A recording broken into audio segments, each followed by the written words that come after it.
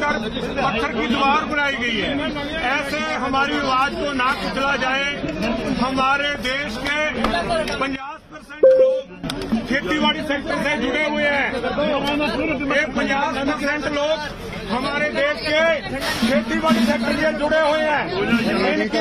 इनकी आवाज को कुचला नहीं जा सकता। अस्सलामु अलैकुम सामीन, 11 जुमादुल उखरा और 14 दिसंबर है।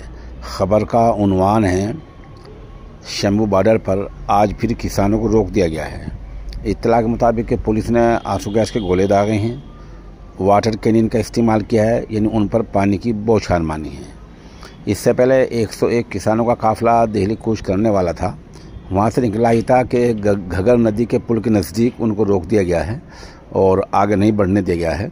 हालात के मद्देनज़र अम्बाले के कई दीही इलाकों में, ग्रामीण क्षेत्र में इंटरनेट की खिदमात बंद कर दी गई हैं और बहरहाल किसानों को आज फिर रोक दिया गया है। बता दें कि किसान अपने मुतालबात को लेकर दिल्ली जाना चाह रहे हैं और वो दिल्ली में धरना देने पर अड़े हुए हैं।